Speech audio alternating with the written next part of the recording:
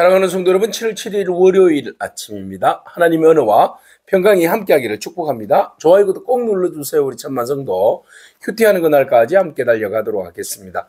오늘 우리에게 주신 하나님 말씀은 시편 89편 38절에서 52절까지의 말씀인데요.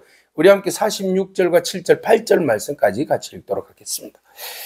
여호와여 언제까지니까 스스로 영원히 숨기시리까 주의 노가 언제까지 불붙듯 하시겠나이까. 나의 때가 얼마나 짧은지 기억하소서. 주께서 모든 사람을 어찌 그리 허무하게 창조하셨는지요. 누가 살아서 죽음을 보지 아니하고 자기의 영혼을 서울의 권세에서 건지리까. 셀라. 아멘.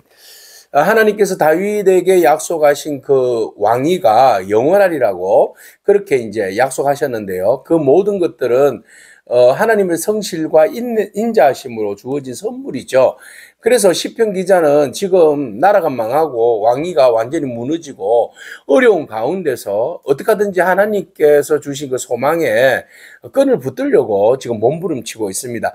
자, 하나님께서 그렇게 인자와 성실하시고 또 다윗에게 그 허락하여 주신 그 왕위가 영원하리라고 축복하신 그 말씀. 근데 현실은 그렇지 않지 않습니까? 라고 격하게 하나님 앞에 항변하고 있습니다. 탄원하고 있습니다. 탄원과 항변은 사실 믿음 없는 소리가 아니라 하나님 앞에 이 모든 일들에 대해서 묻고 싶고 또 그 물음으로 인하여서 답을 찾고 싶고 또 그 과정을 통하여서 우리의 믿음의 시간들을 더욱더 굳건하게 견고하게 다지시는 시간이죠. 그래서 그것이 결코 부정하거나 나쁘지는 않는 시간이죠. 그래서 그는 하나님 앞에 탄원합니다.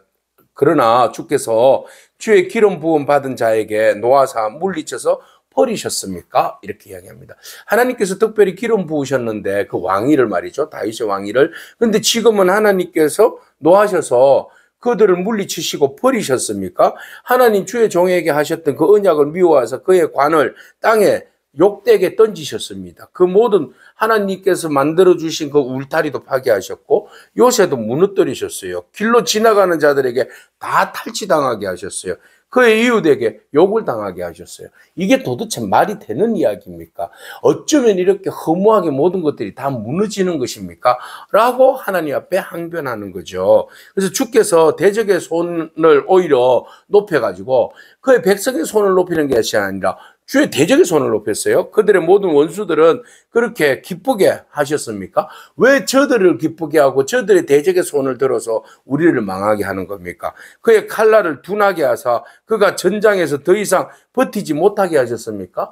우리 아군의 칼날이 무뎌가지고 전쟁에서 버티지 못하게 하나님께서 하셨습니까? 그의 영광을 그치게 하시고 하나님께서 택한 백성의 영광이죠. 그의 왕위를 땅에 아예 엎으셨으며 그의 젊은 날들을 짧게 하시고 그를 수치로 덮으셨나이다. 이건 뭐 말도 안 되는 일이 벌어졌습니다. 라고 하나님 앞에 항변하고 있습니다.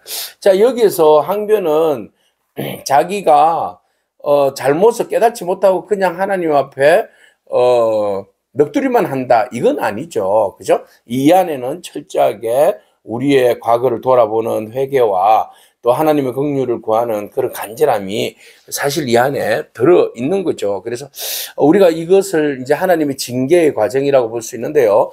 여러분, 하나님 앞에 받는 징계는요, 단순한 벌이 아니에요.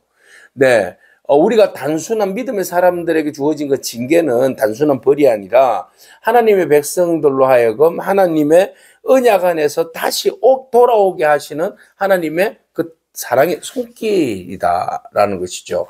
그러니까 하나님의 사랑의 손길이다, 징계는. 우리가 이렇게 이해를 해야 됩니다. 그래서 징계받았다고 해서 하나님 나를 사랑하시지 않나 봐. 하나님 나를 버리셨나 봐. 하나님은 너무하시네. 이렇게 생각하시면 도무지 그 문제들을 해결할 수도 없고 빠져나올 수도 없어요. 이것은 하나님의 백성에 대한 하나님의 사랑의 손길이다. 우리가 잘못했으니까 하나님께서 내버려 두시면 완전히 그냥 깨달지도 못하고 지옥 백성 되는 거잖아요. 그죠? 그러나 하나님께서 여기에서 잠깐 멈추게 하시는 거죠. 브레이크를 거는 겁니다. 그리고 난 다음에 징계의 채찍을 통하여서 무엇이 잘못됐는지 깨닫게 하고 깨닫는 것으로 머무는 것이 아니라 회개하게 하시는 거죠. 돌이키게 하시는 겁니다. 그래서 하나님의 백성으로 원래 하나님의 인자와 성실하심으로 이스라엘 백성들에게 또는 우리에게 부어주신 영원하신 축복과 약속을 유효하게 하시고 그것을 그대로 수정해서 다시 진행되게 하시는 것이 바로 하나님의 징계다라는 겁니다. 오늘 우리가 그 징계 안에 있다는 것은 감사한 일이죠. 그래서 우리가 그것을 인내함으로 버티고 이겨내고, 나 자신을 돌아보아서 다시 반환하여 유턴하여서 제자리로 돌아가면 되는 거죠. 자, 그게 이제 안 돌아가려고 하니까 문제가 되는 겁니다. 자, 하나님께서 징계를 통하여서 우리로 하여금 다시 그 자리로 돌아가게 하실 때에 우리가 빨리 유턴해야 됩니다. 그래야 우리가 다시 하나님의 관계가 온전히 회복되어지고 그 관계 속에서 주어진 축복을 누릴 수 있게 되는 것입니다. 자, 이 가운데서 하나님은 철저히 우리를 낮추시는 작업을 하시는데, 낮추실 때에 다시 회복의 시간들은 가깝다라는 것이죠. 자, 그래서 이 시인은 그 과정 속에서 하나님 앞에 탄식합니다. 탄식은 이제 절망이 아니라는 거, 하나님의 그 회복해 주실 것에 대한 간절한 믿음의 표현이다, 이렇게 봐야 됩니다. 그래서 우리가 절망할 때에 또는 절망으로 인한 힘들어할 때에 하나님 앞에 탄식의 기도를 드리잖아요. 그래서 하나님 우리를 도와주세요, 살려주세요 라는 믿음의 표현이다. 그래서 우리가 어려울 때 하나님 앞에 막 부르짖어 기도하는 것, 하나님 앞에 조곤조곤 물어보는 것, 따지듯이 하나님 앞에 기도하는 것, 이것은 우리를 살려달라고 하는 믿음의 표현이다라는 것을 기억하고, 여러분 더욱더 하나님 앞에 간구하고 기도하는 저와 여러분이 축복합니다. 자, 그래서 46절, 여호와여 언제까지입니까? 내 스스로 영원히 숨기십니까? 주의 진노가 언제까지 불붙듯 하시겠습니까? 너무 길다는 거죠. 하나님이 질문 던지는 겁니다. 언제까지 이 재앙을 그냥 그대로 내버려 두시렵니까? 나의 때가 얼마나 짧은지 기억하소서. 우리 사람의 인생이라는 것이 금방 끝나지 않습니까? 주께서 모든 사람이 어찌 그리 허무하게 창조하셨는지요.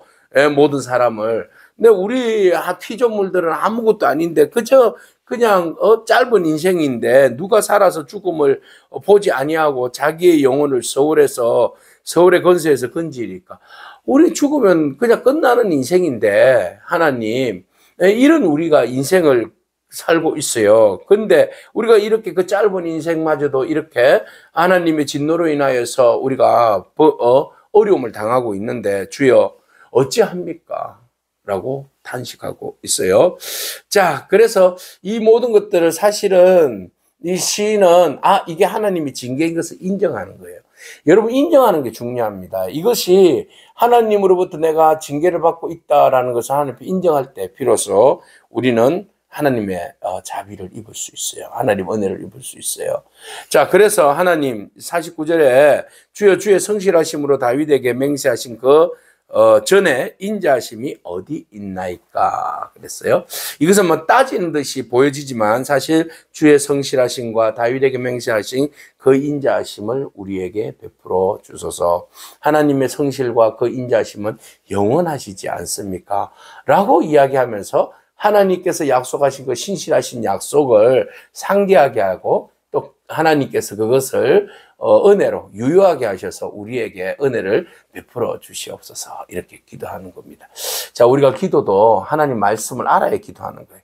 하나님 말씀으로 인해서 기도하는 거죠. 그래서 하나님의 헤세드, 인자하심, 영원한 사랑, 변하지 않는 사랑, 그 사랑, 하나님께서 언약하신 대로 이루어주시는 그 하나님의 성실하심, 그 성실하심이 있기 때문에 진노 가운데서도 긍휼을 베풀어 주시고, 또 징계를 통하여서 우리로 하여금 다시 돌아오게 하시고 회복하게 하시는 하나님의 은혜가 그 안에 담겨져 있는 것이죠. 그래서 시인은 그것을 인정합니다. 지금 우리의 고난과 징계는 하나님의 축복이라는 거, 하나님의 선물이라는 거, 하나님의 사랑의 표현이라는 사실을 알고 있는 거죠. 그래서 그 고난의 시간을 오히려 더 적극적으로 하나님 앞에 나아가는 시간으로 가지게 되었고, 끝까지 붙드는 믿음을 가지게 된 것이죠.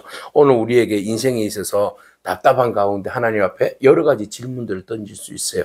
그렇지만 그 질문 가운데서도 우리가 절망하지 않고 하나님만 붙들고 나아가기를 바랍니다. 그래서 시편 기자는 주는 주의 종들이 받은 비방을 기억하소서.